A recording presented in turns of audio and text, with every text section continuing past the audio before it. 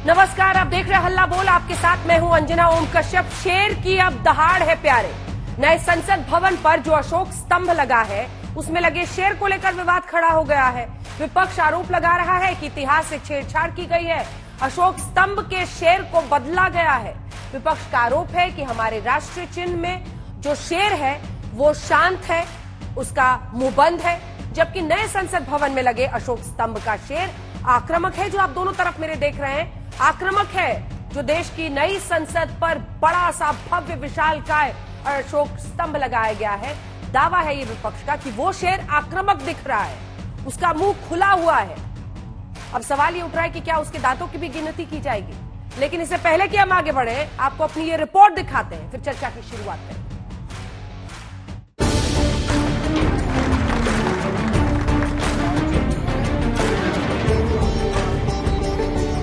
PM Modi ने नए संसद भवन की छत पर विशालकाय अशोक स्तंभ का अनावरण किया तो विपक्ष ने सवालों और आरोपों की पूरी लिस्ट तैयार कर डाली। सबसे ताजा आरोप ये कि इतिहास से छेड़छाड़ की गई और सवाल ये कि अशोक स्तंभ में जो शेर है वो बदल क्यों दिया। तृणमूल कांग्रेस की सांसद महुआ मोइत्रा ने ट्वीट किया जिसमें कुछ लिखा तो नहीं, बस 2 शेरों की तस्वीरें लगा दी। इसमें दाईं ओर दिख रहा शेर वो है जो नए संसद भवन की छत पर लगे अशोक स्तंभ में है। ट्वीट में बाईं ओर महुआ ने जिस शेर को लगाया है वो पारंपरिक अशोक स्तंभ पर दिखाई देता है। महुआ ने अपने दूसरे ट्वीट में लिखा, सच बोलना चाहिए, काफी पहले ही सत्यमेव जयते सही मायने में सिंहमेव जयते में बदल चुका है। जिन लोगों ने संविधान को अपने पैरों तले कुचला, जिन लोगों ने संवैधानिक परंपराओं का मजाक उड़ाया, आज वो उस एम्बलम से डरते हैं जो भारत का प्रतीक है, जो भारत का गौरव है। बीजेपी की दलील जो भी हो, लेकिन देश के जाने माने इतिहासकार इरफान हबीब भी ये कह रहे हैं कि नए संसद भवन पर लगे अशोक स्तंभ का शेर गुस्से में है, उसका मुंह खुला है, जबकि ऐतिहासिक अशोक स्तंभ का शेर बहुत शांत है। आप बिल्डिंग बदल सकते हो, जो आपने बदली उस पर भी लोगों ने एतराज किया, आप क्यों बदल रहे हो, करोड़ों रुपए आपने खर्च किया, चलिए वो अलग इशू है। लेकिन ये तो खुलेआम इतिहास के साथ छेड़छाड़ है। आप उस शेर की शक्ल क्यों बिगाड़ रहे हो, उसको गुस्सा भी क्यों दिखाना चाहते हो? खुश दिखाओ भाई, खुश रहो, खुश दिखाओ। इस बीच विशालकाय अशोक स्तंभ में लगे शेर को लेकर सियासत भी फुल स्पीड में है। सियासत ऐसी कि आम आदमी पार्टी के नेता संजय सिंह और बीजेपी के कपिल मिश्रा की सोशल मीडिया पर भिड़ंत हो गई। संजय सिंह ने ट्वीट किया, मैं 130 करोड़ भारतवासियों से पूछना चाहता हूं, राष्ट्रीय चिन्ह बदलने वालों को राष्ट्र विरोधी बोलना चाहिए कि नहीं बोलना चाहिए। संजय सिंह के ट्वीट पर कपिल मिश्रा ने जवाब दिया, संजय सिंह जी, भगवंत मान जी वाली दवाई पीकर ट्वीट मत किया कीजिए, आप झेल नहीं पाते।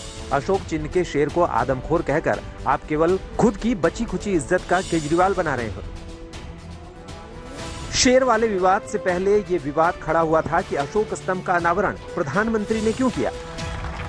प्रधानमंत्री को समझना चाहिए कि वो पार्लियामेंट के लोकसभा के मामलात में मुदाखलत नहीं कर सकते।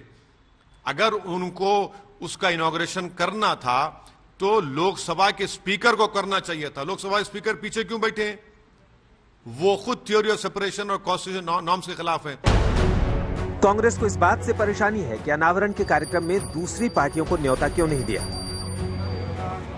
अच्छा ये होता कि सभी प्रमुख दलों के नेताओं को बुला के उस एम्बलम को देश के सामने समर्पित किया जाता, पर मोदी जी को तो लोकतांत्रिक व्यवस्थाओं में विश्वास ही नहीं है, उनको संविधान में विश्वास नहीं है। मोदी जी कभी उस अशोक स्तंभ का अर्थ भी समझ लीजिए। नए संसद भवन की छत पर लगा अशोक स्तंभ विशालकाय है। करीब 20 फीट ऊंचे इस स्तंभ का वजन करीब 9,500 किलो है। सोमवार को प्रधानमंत्री मोदी ने लोकसभा स्पीकर की मौजूदगी में बाकायदा पूजा पाठ करके इस स्तंभ का अनावरण किया, लेकिन पूजा पाठ लेफ्ट को पसंद नहीं आया। आज तक ब्यूरो। और इस पर बातचीत करने के लिए हमारे साथ असदुद्दीन ओवैसी साहब, जो कि अध्यक्ष हैं एआईएमआईएम के, लाइव जुड़ रहे हैं इस वक्त। ओवैसी साहब, क्या दिक्कत है, समझ नहीं आई। आप मतलब ये जो आक्रामक दिख रहा है नया शेर, उससे दिक्कत है, या लोकसभा स्पीकर ने अनावरण नहीं किया इससे है, या फिर पूजा वहां पर हुई है इस बात पर है? ओवैसी साहब, देखिए, मैंने जब प्रधानमंत्री नए पार्लियामेंट की बिल्डिंग का फाउंडेशन स्टोन डालते वक्त भी उन्होंने इनॉग्रेट किया, मैंने अपना ऑब्जेक्शन किया। कल जब प्रधानमंत्री नेशनल एम्बलम का अनवेल कर रहे हैं, मेरा ऑब्जेक्शन उसी लाइन पर है। मेरा मानना यह है कि भारत का संविधान में जो बेसिक स्ट्रक्चर है वो सुप्रीम होता है, और भारत के संविधान के बेसिक स्ट्रक्चर में theory of separation of powers है। लेजिस्लेचर, एग्जीक्यूटिव, जुडिशियरी इंडिपेंडेंट है, वो किसी काम मदाखलत नहीं कर सकते। पार्लियामेंट में सबसे सुप्रीम पार्लियामेंट का लोकसभा का स्पीकर है, प्रधानमंत्री नहीं है। प्रधानमंत्री को ये जेब नहीं देता कि वो theory of separation of powers को कमजोर कर दें या उसके बरखिलाफ जाकर स्पीकर को अपने पीछे बिठाएं और उस नेशनल एम्बलम को आप अनवेल करें। ये प्रधानमंत्री ने गलत काम किया, ये कॉन्स्टिट्यूशन नॉर्म्स के खिलाफ है। हाँ, बहुत से जानकार लोग कह रहे हैं कि वो एम्बलम में जो लाइन है उसका ओरिजिनल फोटोग्राफ से मुख्तलिफ है, मगर मेरा बुनियादी सवाल ये है कि एग्जीक्यूटिव लेजिस्लेचर के काम में मदाखलत नहीं कर सकता। पार्लियामेंट इंडिपेंडेंट है, जुडिशियरी इंडिपेंडेंट है, एग्जीक्यूटिव इंडिपेंडेंट है। प्रधानमंत्री को क्या जरूरत? अच्छा, इतना टाइम प्रधानमंत्री के पास कैसे है, मुझे समझ में नहीं आ रहा। अभी पार्लियामेंट की बिल्डिंग बनी नहीं, एक एम्बलम के इनॉग्रेशन में प्रधानमंत्री पहुंच जाते हैं। अरे इतना टाइम क्यों है प्रधानमंत्री आपके पास? इसमें दिक्कत क्या है सर? इसमें दिक्कत क्या है? इतनी नई संसद भवन का निर्माण हो रहा है, उस पर एक भव्य, मतलब बीजेपी का ये कहना है कि आप लोग विघ्नवीर हो गए हैं। हिंदू धर्म में कहा जाता है कि जब पूजा पाठ हो, कोई शुभ काम हो, नई शुरुआत हो, तो उसमें विघ्न डालने के लिए कुछ लोग आ जाते हैं। विघ्नवीर हो गया है इस देश का विपक्ष। क्या आपको गौरव नहीं हो रहा कि इतना बड़ा अशोक चिन्ह वहां पर लगा है? नहीं, मुझे गौरव होता जब लोकसभा के स्पीकर उसका अनवेल करते, प्रधानमंत्री उनके पीछे खड़े होते। प्रधानमंत्री को समझना चाहिए कि वो प्रधानमंत्री हैं। ये कोई देश नॉर्थ कोरिया या इराक नहीं है कि डिक्टेटरशिप चलेगी। पार्लियामेंट इंडिपेंडेंट है और रहेगा इंशाल्लाह, क्योंकि संविधान कहता है theory of separation of powers के तहत प्रधानमंत्री को काम करना पड़ेगा। पर ये बनाया कि सर जो बीजेपी का आर्ग्यूमेंट है, सर जो बीजेपी का आर्ग्यूमेंट है, एक सेकेंड ओवैसी साहब, बीजेपी का आर्ग्यूमेंट है, इसको कौन बना रहा है? Ministry of urban development, Hardeep Puri वहां पर मौजूद है। मुखिया कौन? काउंसिल ऑफ मिनिस्टर्स का प्रधानमंत्री नरेंद्र मोदी। उनके वहां पर रहने से क्या प्रॉब्लम है? अगर वो पूजा कर रहे हैं, अगर वही अनावरण कर रहे हैं, क्या दिक्कत है? मैडम, एक बात प्लीज समझिए, आप बना तो रहा है अर्बन डेवलपमेंट, मगर कहां पर बना रहे हैं आप? पार्लियामेंट के अंदर बना रहे हैं, और पार्लियामेंट का मुखिया नरेंद्र मोदी नहीं है, पार्लियामेंट का मुखिया ओम बिरला है। आप बनाने से आपका इख्तियार नहीं होता है। कल आप कहेंगे कि हम पैसे देते हैं, यूनियन ऑफ इंडिया पैसे देता है, तो इसलिए हम पार्लियामेंट अपनी मर्जी से चलाएंगे। नहीं कह सकते आप। पार्लियामेंट सुप्रीम है, पार्लियामेंट का मुखिया ओम बिरला है, और ओम बिरला को चाहिए था बहैसियत लोकसभा के स्पीकर को अनवेल करें। अच्छा ये बताइए अच्छा ये बताइए, एक काउंटर क्वेश्चन है सर, ये सिर्फ लोकसभा की बिल्डिंग तो बन नहीं रही है जो आप बार बार ओम बिरला साहब का लोकसभा स्पीकर का नाम ले रहे हैं। उस नजर से तो आप देखें तो फिर राष्ट्रपति presides over the parliament, right? राष्ट्रपति लोकसभा स्पीकर कैसे हो जाएंगे पूरे पार्लियामेंट के? सर मैडम देखिए, theory of separation of powers में जुडिशियरी, एग्जीक्यूटिव, लेजिस्लेचर, ये तीन चीजें हैं जिसमें कोई एक दूसरे में मदाखलत नहीं कर सकता, बिल्कुल नहीं कर सकता। कैसा करेंगे? प्रेसिडेंट ऑफ इंडिया मदाखलत करेंगे क्या? नहीं कर सकते प्रेसिडेंट ऑफ इंडिया लेजिस्लेचर में।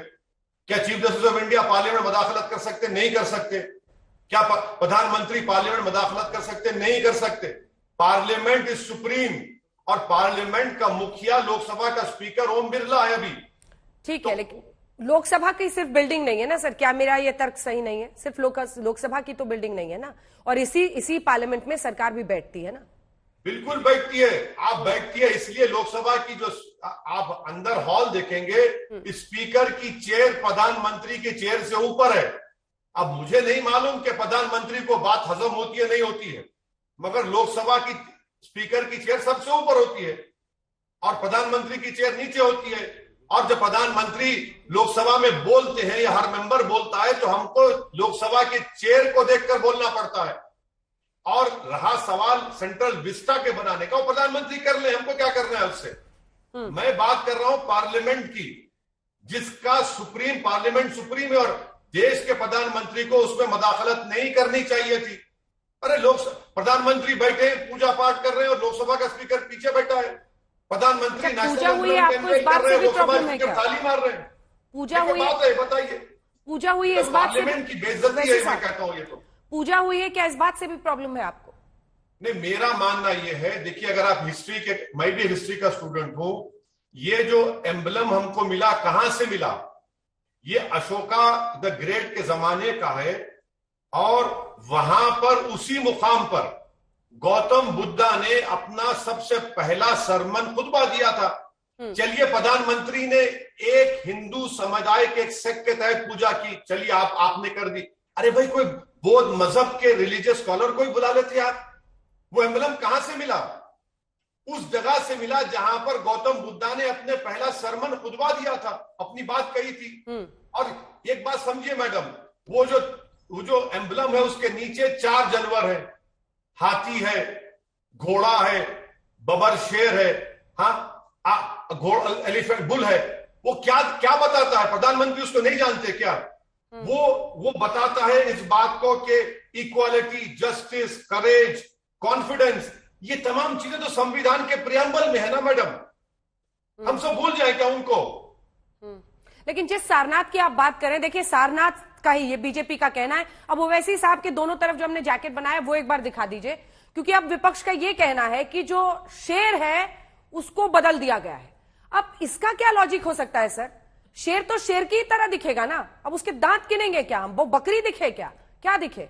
एक बार ओवैसी साहब को दिखाई सर, दोनों हम आपको दिखा रहे हैं। जो इमेज का दावा किया जा रहा है और जो आमतौर पर हम सरकारी लेटर हेड्स पर देखते हैं जो प्रमाणित चिन्ह है, और जब कलाकार बना रहा है। बीजेपी का कहना है कि सारनाथ में जो म्यूजियम में रखा हुआ है उसी के आधार पर हमने ये बनाया है। अब इसमें बताइए। मैडम थोड़ी देर के लिए चलिए, वो बात सही होगी।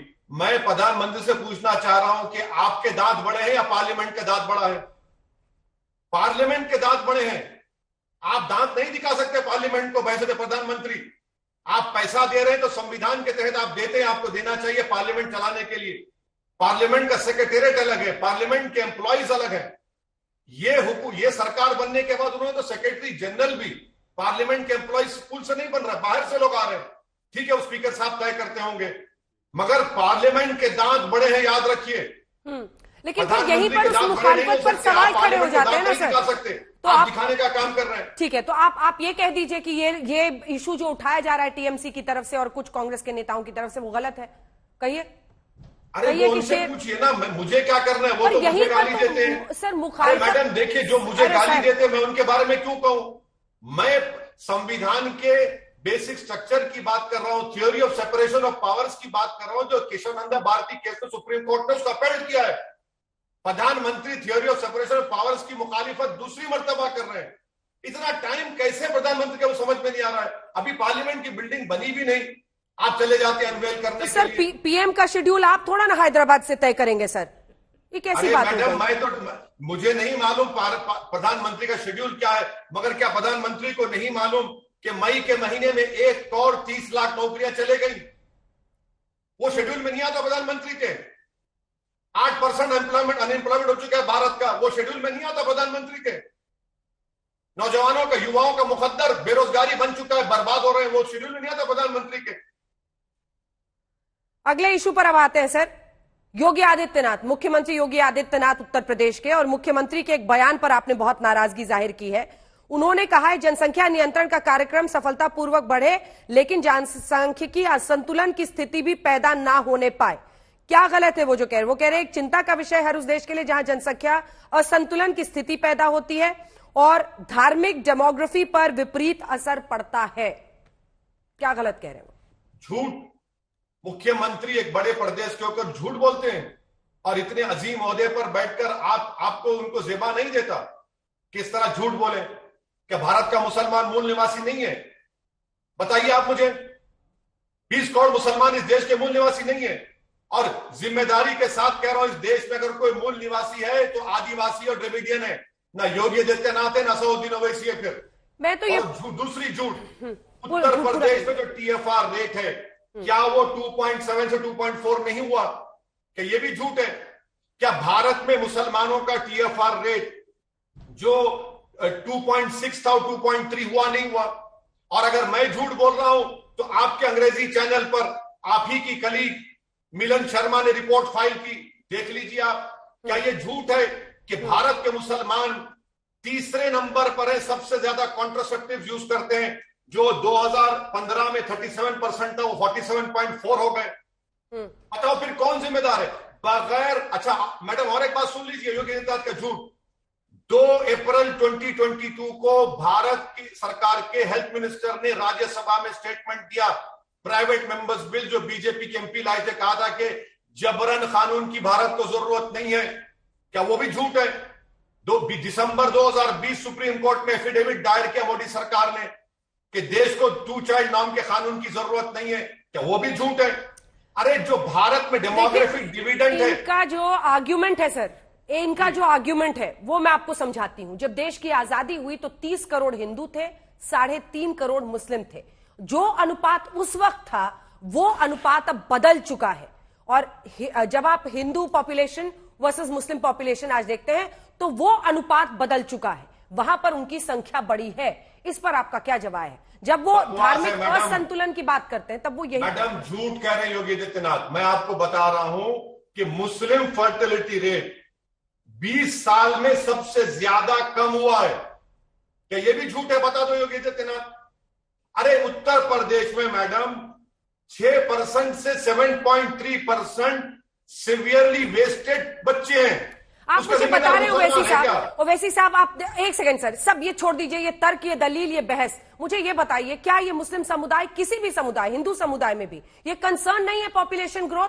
क्या इंडिया के लिए कंसर्न नहीं है? 1 करोड़ पीछे रह गए हम चीन से। अगर हर समुदाय इसी में लड़ाई लग जाएगा, इसी में लड़ाई लग जाएगा कि हिंदू का कह रहे हैं कि मुस्लिम का कह रहे हैं, तो पूरा मामला गड़बड़ हो जाएगा। एडुकेट करना पड़ेगा ना, तालीम ही उपाय है, क्या ये नहीं है? अच्छा सुनिए, आपके सवाल का दो जवाब। पहला जवाब, पूरे विश्व में भारत के पास जो डेमोग्राफिक डिविडेंड है, 50% आबादी 25 साल की है, हाँ 60% आबादी 40 साल की। आपने रोजगार दिया उनको। 8 साल से आपकी सरकार है, 1 करोड़ वैकेंसियां भारत सरकार के पास है। आपने कहा था 2 करोड़ नौकरी देंगे 2014 में, झूठ कहा आपने। अब कह रहे हैं कि 2 साल में 10 लाख नौकरियां देंगी। इनका डेमोग्राफिक डिविडेंड, सुनिए मैडम मेरी बात सुनिए, मैडम मेरी बात सुनिए madam please sir please. Demographic dividend को आपने बर्बाद कर दिया। चीन ने जो गलती की वो भारत को नहीं करनी चाहिए। मुसलमानों का सेक्स रेशियो अच्छा क्यों है? इसका जिम्मेदार कौन है बताइए? आप बोलते नहीं भारत के पास दौलत कहां है? गवर्नमेंट का डेटा है मैडम, अपर कास्ट लोगों के पास देश की 41% दौलत है, ये भी झूठ है। देश की 45% दौलत 5% लोगों के पास है, ये भी झूठ है। मैं आपसे पॉपुलेशन पर सवाल कर रही हूं, आप इसको बार बार नौकरी पर और अब ले आ रहे हैं कि अमीरों के पास इस देश में ज्यादा संपत्ति है। मेरे सवाल का एक सिंपल सा जवाब दीजिए सर। या फिर शफीकुर रहमान वर्क साहब जो कि इस देश की संसद में बैठते हैं, वो कह देते हैं अल्लाह की देन है। इस तरह के शब्दों का तो इस्तेमाल किया जाता है। मैं आपसे क्या पूछ रही हूं उसको समझिए। क्या हर समुदाय में इसको हिंदू मुस्लिम बनाने की क्या जरूरत है? आप बोलिए वो जो भी बोल रहे हैं, लेकिन मुस्लिम समुदाय को भी सतर्क होना पड़ेगा। सबको अपने अपने पॉपुलेशन को लेकर नीचे लाने की जरूरत है। इसको बराबरी पर आप लाइए ना, वरना आप ए के बी बन जा रहे हैं। मेरी आपसे अदबन गुजारिश यह है कि मिलन शर्मा की रिपोर्ट देख लीजिए, national family health survey report पढ़ लीजिए। डेटा दिखा रहे हैं सर, डेटा दिखा रहे हैं, आपके बगल में डेटा चल रहा है सर। अरे मैडम सुन तो लीजिए, मेरी बात तो सुन तो लीजिए। बगैर कानून बनाए टीएफआर रेट भारत का गिर रहा है। इसीलिए तो मोदी सरकार ने सुप्रीम कोर्ट में जाकर कहा था कि 2 चाइल्ड नॉर्म की जरूरत नहीं है। क्यों कहा था सुप्रीम कोर्ट में? क्यों कहा था हेल्थ मिनिस्टर ने 2 अप्रैल 2022 को? आप चाहते हैं ऐसा कानून बने? आप चाहते हैं ऐसा? ओवैसी साहब चाहते हैं 2 बच्चे का कानून बने? मैं कानून का अपोज करूंगा, क्योंकि इससे होगा क्या मैडम? इससे हर आदमी, हर महिला पर दबाव पड़ेगा कि बेटा पैदा करो। कितना फिर क्या होगा मालूम आपको उसका नतीजा? अभी सेक्स रेशियो कितना गिरा हुआ है देख लीजिए आप। बगैर कानून के हमारा पॉपुलेशन टीएफआर रेट गिर रहा है, डिक्लाइन हो रहा है। 2030 तक भारत का पॉपुलेशन स्टेबलाइज हो जाएगा। 2026 तक यूपी का पॉपुलेशन स्टेबलाइज हो जाएगा। अच्छा मैडम आखिरी बात आपके सवाल का, जो 5 प्रदेशों में जो हमारा टीएफआर रेट नहीं गिरा, उसमें मैडम उसमें शामिल है मणिपुर, मेघालय। आप बताइए झारखंड, इसमें मुसलमानों का क्या रोल है? चलिए मान लिया मुसलमान आबादी बढ़ा रहे हैं, इसमें मुसलमानों का क्या रोल बताइए आप? मैं इसीलिए कह रहा हूं कि बीजेपी नफरत की राजनीति कर रही है। हमारे हिंदू भाइयों में मुसलमानों के ताल्लुक से खौफ पैदा कर रही है। मिसाल के तौर पर अगर मुसलमानों का TFR रेट 2.6 भी रहता है, गिरता नहीं तो गिरेगा, 200 साल लगेंगे। क्यों ये आप खौफ पैदा कर रहे हैं देश में? सर, ये डेटा है, पता नहीं आपकी नजर से कैसे बच गया, वरना आप पूरी तैयारी के साथ आते हैं। इंडिया का करंट सेक्स रेशियो आपको पता है, फॉर एवरी 1000 मैन 1020 औरतें हो गई हैं 2021 से। इस देश में प्रति 1000 पुरुष अब 1020 महिलाएं हैं। सेक्स रेशियो पलट गया है, जिसको सरकार कहती है बेटी पढ़ाओ बेटी बचाओ। बेटी बचाओ में एक बहुत बड़ी ये उपलब्धि है। मैडम बहुत अच्छी बात आपने की, उसमें मुसलमानों का सेक्स रेशियो बताइए चलिए, और हिंदू सेक्स रेशियो बताइए चलिए, बताइए उसमें कौन जिम्मेदार है उसका? सर, ऐसा हिंदू और मुस्लिम बताइए सर, मैं देख लूंगी। नहीं पढ़ना चाह रही है, आपको नहीं बताया गया है। आपके एडिटोरियल टीम को फायर करिए आप। नहीं, उनसे कहिए। नहीं सर, आप मुझे बताइए ना, ये मिलता कहाँ पे है कि हिंदूज का कहाँ पे है, कितना है सेक्स रेशियो? डेटा है मैडम, पढ़ने की जरूरत है। अल्लाह ने दिमाग दिया, पर अभी तो आपने मिसलीड किया ना सर। अल्लाह ने दिमाग जरूर दिया है, सबको दिया है, लेकिन अभी आपने मिसलीड किया सर। अब तो इंडिया का सेक्स रेशियो ठीक है, सेक्स रेशियो ठीक है। आप हजार मर्द पे बात करें ना, मुसलमानों का सेक्स रेशियो 936 से 951 इंप्रूव हुआ है। कौन कराए इंप्रूव? मैं आपको बता रहा हूं, गवर्नमेंट का डेटा ये, हमको कानून की जरूरत नहीं है। आप सही कह रहे हैं, तालीम। अच्छा, अगर सरकार को आप ललकार रहे हैं, आखिरी सवाल है सर, सरकार को ललकार रहे हैं कि 2 बच्चे वाला कानून क्यों नहीं लेके आते हैं, वो अगर लेकर आते हैं, क्या सर भागिएगा नहीं मेरे सवाल से? क्या ओवैसी साहब सपोर्ट करेंगे? मैं सुनिए, आप मुझे मेरी बात मुकम्मल करने की इजाजत दिए तो मैं कहूंगा कि कानून की जरूरत नहीं है। खुद सरकार ने कह दिया सुप्रीम कोर्ट को, खुद सरकार ने 2 अप्रैल राज्यसभा में हेल्थ मिनिस्टर ने कहा, अरे आप लिटरेसी इंप्रूव करिए, एम्प्लॉयमेंट दीजिए, इनकम बढ़ाइए, एक्सेस टू हेल्थ क्रिएट करिए। 8 साल में आपने क्या किया? 8 साल में सिर्फ आपने मुसलमानों को दुश्मन बनाकर देश में पेश किया।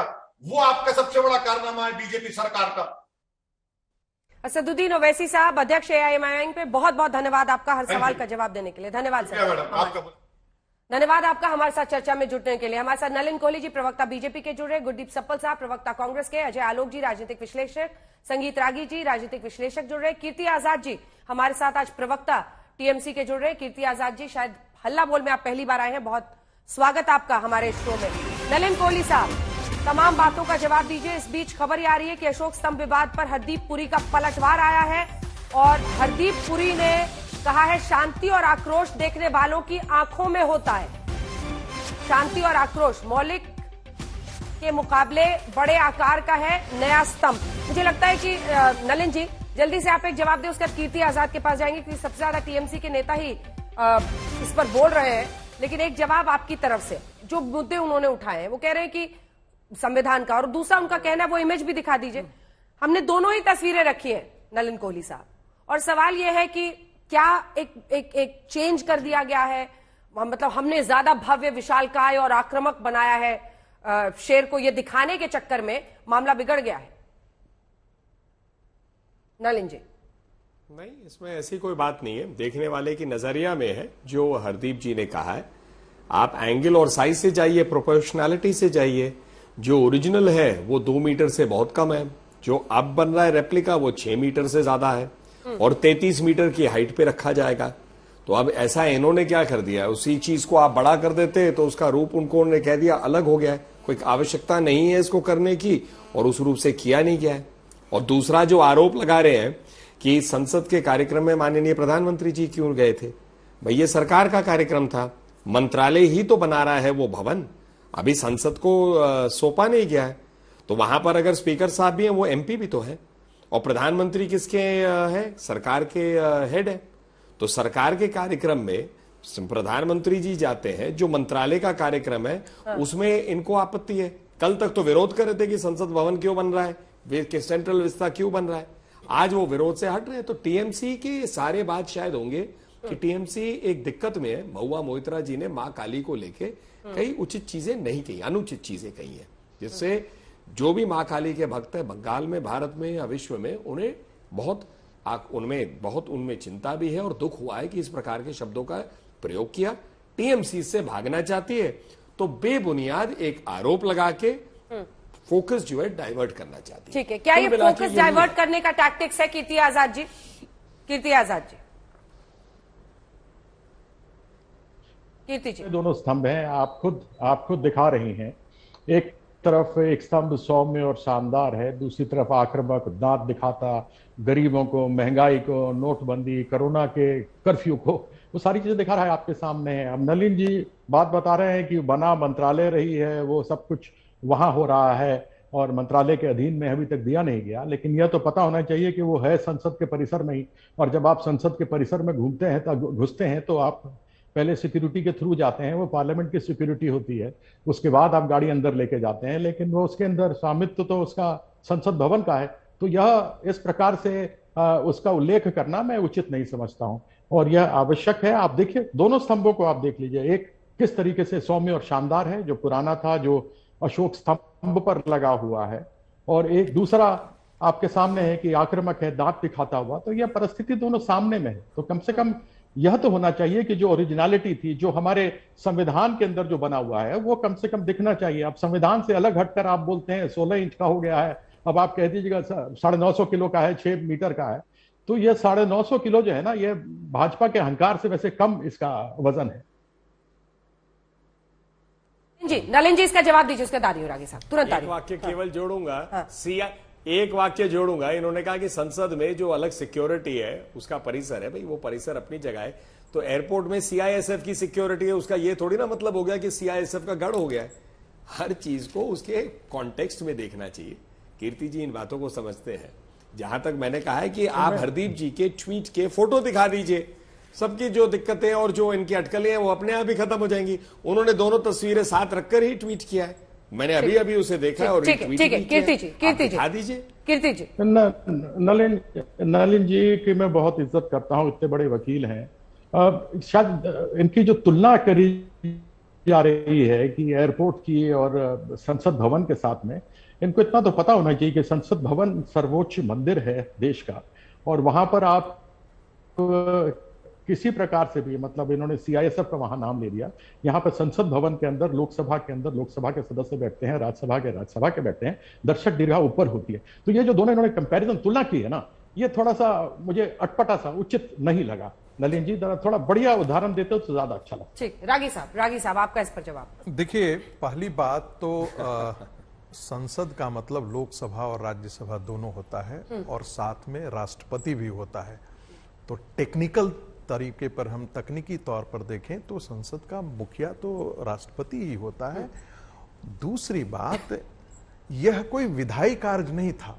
तो आप कह रहे हैं कि प्रधानमंत्री को नहीं, राष्ट्रपि को करना चाहिए था? नहीं, मैं ये करने की बात ही नहीं कर रहा हूं। वे करने की बात, मैं ये सिर्फ इतना कह रहा हूं कि वो एक एम्ब्लेम का, जो हमारा राष्ट्रीय गौरव का प्रतीक है, उसका उद्घाटन समारोह था, प्रधानमंत्री जी ने किया, उसमें कोई गलती नहीं की है। दूसरी बात मैं कहना चाहता हूं, इसमें कोई प्रोटोकॉल का उल्लंघन नहीं हुआ है। दूसरी बात मैं कहना चाहता हूं कि जो शेर का चेहरा देख करके आक्रामकता देख रहे हैं, उनको शायद इंडियन हिस्टोग्राफी का मतलब नहीं मालूम है। सिर्फ इतना बात है कि ये जो अभी जो प्रतीक जो बनाया गया है, जिसका प्रधानमंत्री जी ने उद्घाटन किया है, वो ओरिजिनल से 3 गुना ज्यादा है। और जब 3 गुना ज्यादा आकार होता है तो स्वाभाविक है कि यदि आप उसका रेप्लिका भी बनाएंगे तो आपको वो दूसरे तरीके का लगेगा।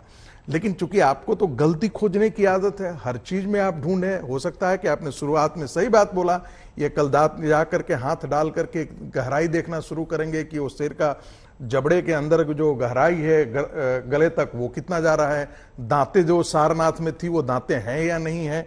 ये इसको कहते हैं विनय मुद्दे का मुद्दा बनाना। और मैं नलिन कोहली जी की बात से बिल्कुल सहमत हूं कि जब आपने मां काली के बारे में गलत शब्दों का प्रयोग किया, सारा नैरेटिव, सारा विमर्श आपके खिलाफ खड़ा होता गया, तब आपने एक नया विवाद खड़ा करने की कोशिश की, जो ताकि ये जो विमर्श है वो भारतीय जनता पार्टी के खिलाफ। कीर्ति जी इसका एक छोटा सा जवाब दे दीजिए, फिर मैं गुरदीप सप्पल जी आपके पास फौरन आ रही हूं, तुरंत आ रही हूं इसके बाद। आपने खुद, अंजना जी, आपने खुद ही दोनों स्तंभ दिखाए हैं, क्या आपको अंतर नहीं दिखता दोनों में? अगर पहला जो ओरिजिनल है उसको बड़ा करेंगे तो क्या आपको इस तरीके से दिखाई देगा? मैं अब सारनाथ का वीडियो आया है, पता नहीं आपके सामने टीवी है क्या सर? सारनाथ का वो वीडियो भी अब जारी किया गया है, हम चला के आपको दिखाते हैं। एक बार वो वीडियो देखिए अगर टीवी है सर। मैं वीडियो सब आपकी बात मान लिया। मैं केवल आपसे ये कहना चाहता हूं कि हमारे संविधान में कौन सा वाला है, कैसा है और क्या है, इसके आप पूछ लेना क्या मतलब कि कोई मुद्दा उठा देना है और आप बीच में कभी काली को ले आते हैं, कभी कुछ को ले आएंगे। मुद्दे को भटकाइए मत, जिस पर है उस पर रहने का प्रयास करें तो ज्यादा अच्छा रहेगा। मैं केवल इतना कहना चाहता हूं कि संविधान की किताब में क्या है और दूसरी जगहों पर वह कैसा चिन्ह है, सिर्फ उसकी बात है। आपने अमर जवान ज्योति से भी ज्योति हटा दी और उसको दूसरी जगह ले गए, क्या हमने सम्मान किया? वो कब से लगी हुई जवान ज्योति है। कुछ एक परंपराएं होती हैं जिन परंपराओं को चला जाता है और उन पर रहा जाता है, लेकिन आपका परंपरा तोड़ना आपका यह एक विशेषता रही है, सदैव करते रहे। अब वहां पर जब पूजा भी हुई तो उसमें विपक्ष को नहीं बुलाया गया। क्यों नहीं बुलाया गया? मुझे लगता है संभवतः प्रधानमंत्री जी को यह डर होगा कि कैमरे के सामने कोई आ ना जाए तो हाथ से मुझे उसे हटाना ना पड़े। जल्दी से बोलिए, एक लाइन से। देखिए आपने एक इरफान हबीब का आपने शुरू में दिखाया था। जेएनयू के एक हिस्टोरियन है जो एंसेंट इंडिया और हिस्टोग्राफी जानते हैं, उन्होंने यही बात जिक्र किया है कि जो एम्ब्लेम था, जैसा था सारनाथ का, उसी का ये रेप्लिका है, इसमें कोई गलती नहीं की गई है। तो पॉलिटिशियंस को जिनको हिस्टोग्राफी नहीं मालूम है वो इनसे बचते तो ज्यादा बेहतर। गुरदीप सप्पल साहब, आपसे सवाल है मेरा। एक के बाद एक कांग्रेस के नेता लिख रहे हैं, ट्वीट कर रहे हैं। ये वीडियो, हाँ, ये वाला हिस्सा जब आप देख रहे हैं ऊपर का, तो नीचे से कुछ इसी अंदाज में दिखाई देता है। ये एल शेप बैंड हटेगा तब चलेगा। सप्पल साहब, आपको पता है क्या क्या लिखा है अभी? और डॉक्टर अजय कुमार ने, वो कह रहे हैं क्या नॉनसेंस है, कल ये सरकार गांधी के चरखा की जगह टेक्सटाइल मशीन लगा देगी। What kind of nonsense is happening in this country? इसका क्या मतलब है? ये क्या नॉनसेंस हो गया सर इसमें? आप सारनाथ वाला भी जब देखेंगे तो आप दोनों वीडियो को देखेंगे, क्या इतना ज्यादा परेशानी का विषय है ये? जी अंजना जी, बिल्कुल है। इस देश में 4 चीजें हैं, तिरंगा, जनगण मन, वंदे मातरम और अशोक की लाट। ये हमारे 4 राष्ट्रीय चिन्ह हैं जिसकी डिटेल्स बिल्कुल लिखित है, कानून में है। अगर तिरंगे में अगर आप 3 पट्टियों का साइज चेंज कर दे या चक्र को गोल की बजाय कुछ और करते हैं तो पूरे देश से आवाज उठेगी कि गलत हुआ है। यहां तक कि कभी अगर तिरंगे को उल्टा रखा जाता है तो पूरा मीडिया चिल्लाता है। क्यों चिल्लाता है? क्योंकि उसका एक तरीका है जिसकी तरह उसको रखा जाना चाहिए, वो तरीका है जिसकी तरह उसको बनाया जाना चाहिए। यही बात राष्ट्रीय चिन्ह की है। एक एक्ट है the state emblem of India, prohibition of misuse. उसके अंदर स्पष्ट दिया हुआ है एनेक्सचर ए और बी के अंदर, 1 और 2 के अंदर, कि हमारा राष्ट्रीय चिन्ह कैसा होगा। और अगर उसके अगेंस्ट जाकर कोई भी बदलाव किया जाता है तो क्लॉज 7 के अंदर 6 महीने से 2 साल की सजा होती है। इसलिए ये मत बोलिए, अगर आप ये मानते हैं कि राष्ट्रीय चिन्ह है तो उसके साथ खिलवाड़ करना जुर्म है। इसके लिए बाकायदा कानून है, बाकायदा सजा है। और अगर हम ये कहते हैं कि किसी एक व्यक्ति ने इसको परमिशन देके चेंज किया है तो परमिशन संसद के अंदर देनी होगी, वो कानून बदलना होगा। अदरवाइज जिस व्यक्ति ने परमिशन दी है उसमें बाकायदा केस चल सकता है, उसको सजा हो सकती है। तीसरी बात, नहीं बोलने दीजिए मुझे, बाकायदा सजा हो सकती है और उसको जेल हो सकती है। तो और कंप्लेंट कांग्रेस पार्टी लिखाएगी कि एक मूर्तिकार, कंप्लेंट कांग्रेस पार्टी लिखवाएगी सर? अंजना जी एक मिनट, बात पूरी करने दीजिए। बहुत छोटी सी बात, छोटा सा क्रॉस क्वेश्चन। हम नहीं कह रहे हैं कि किसी ने परमिशन दी, हम तो नहीं कह रहे किसी ने परमिशन दी है। हम कह रहे हैं एक मूर्तिकार ने गलती की है, शेप बदल दिया राष्ट्रीय का, यह कानूनन जुर्म है, इसके अंदर सजा का प्रावधान है। और यही नहीं, कलात्मकता भी चेंज कर दी है। शेर का सर धड़ से बड़ा होता है, ये शेर होता है, यहां शेर का सर धड़ से छोटा कर दिया, वो चीते का होता है। पूरे दुनिया में हमारी हंसी उड़ेगी उस देश की जहां हजारों साल से मूर्ति कला विकसित है। हमारी मूर्ति कला की पूरी दुनिया में इज्जत है। और आपने संसद के ऊपर एक हमारा राष्ट्रीय सिंबल लगाया है और उसमें मूर्ति कला का ये हाल कर दिया कि हम मजाक बनेंगे। और आखिरी बात, अब ये अलग तरह का शेर है और हमारी तमाम स्टेशनरी के अंदर, सरकारी सील के अंदर, राष्ट्रपति की, प्रधानमंत्री की मोहर के अंदर जो शेर है वो अलग हो गया है। अब क्या आप पूरे देश की स्टेशनरी चेंज करेंगे? क्या आप राष्ट्रपति के, प्रधानमंत्री की सील चेंज करेंगे इस देश के अंदर?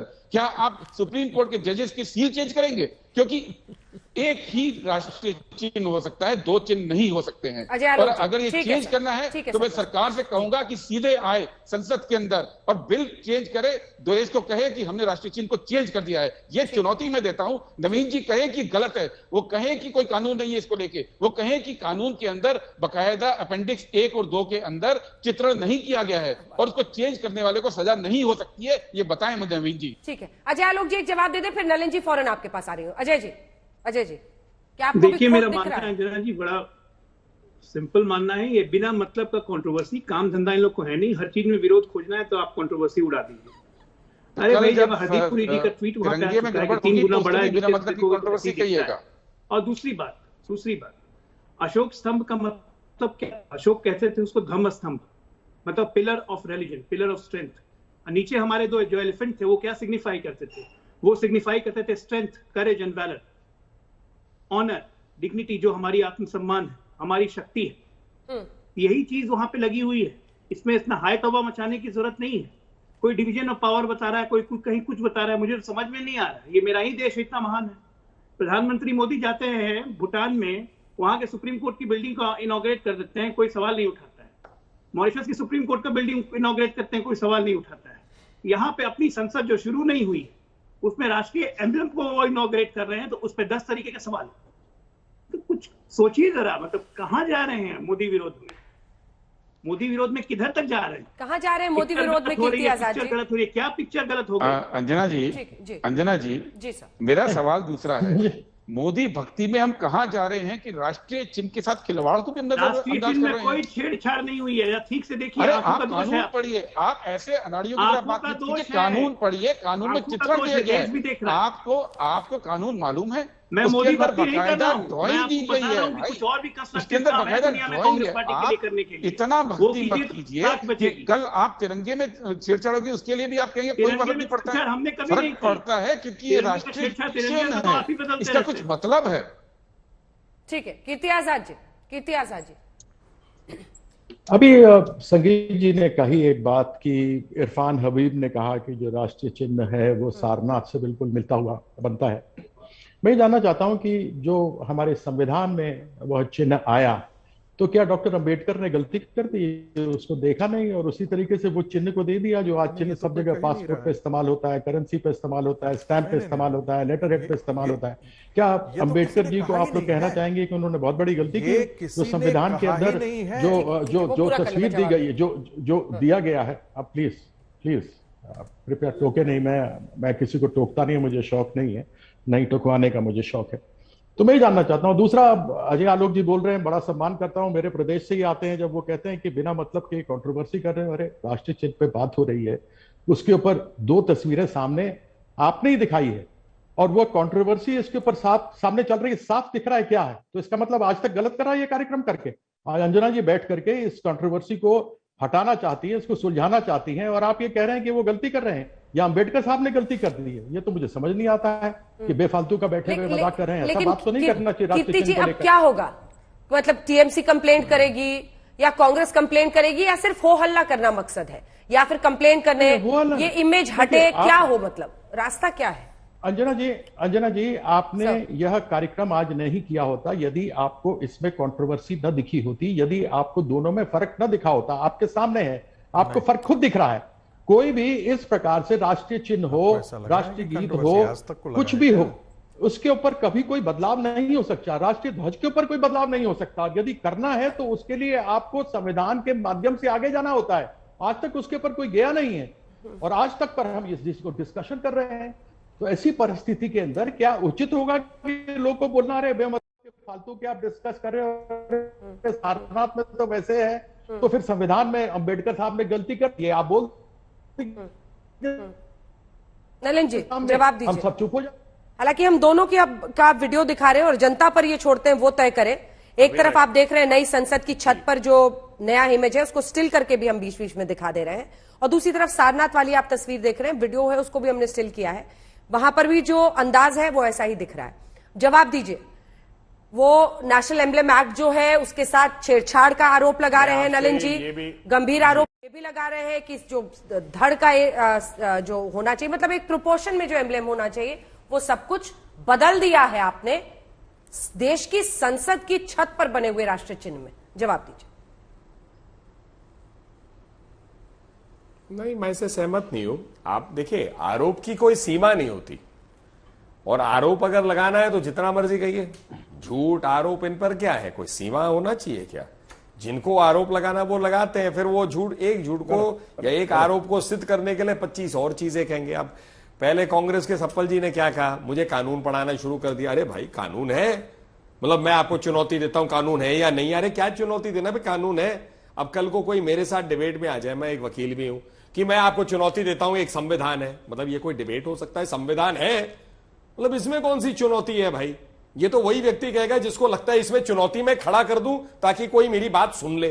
तो यही मुझे लग रहा है। अब दूसरी तरफ आइए, आपने 2 वीडियो दिखाए, मैं आपसे उतना ही निवेदन कर रहा हूं, हरदीप पुरी जी ने 2 फोटो भी लगा दिए साथ साथ, उसको भी दिखा दीजिए। लेकिन प्रोपोर्शनैलिटी की बात कही है, साइज की बात सारनाथ की है, के सब कुछ म्यूजियम रखा का हुआ है। ये बना हुआ है, ये एक तो मिनट, बाद एक में मिनट, आप लोग कह रहे हैं। एक काउंटर क्वेश्चन है, एक एक काउंटर क्वेश्चन है कोहली साहब, पूछने दीजिए।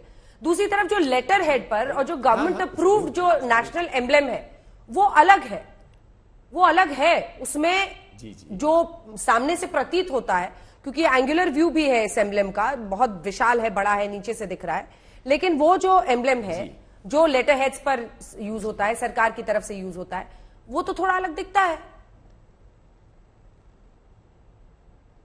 तो इसीलिए मैं कह रहा हूं ना आपको कि ये देखने का नजरिया पे डिपेंड करता है। अब एक एंगल पे लोग ये कहते हैं कि जी ये इमेज में लग रहा है कि बहुत गुस्से में, दूसरे एंगल में वही शांत लग रहे हैं शेर।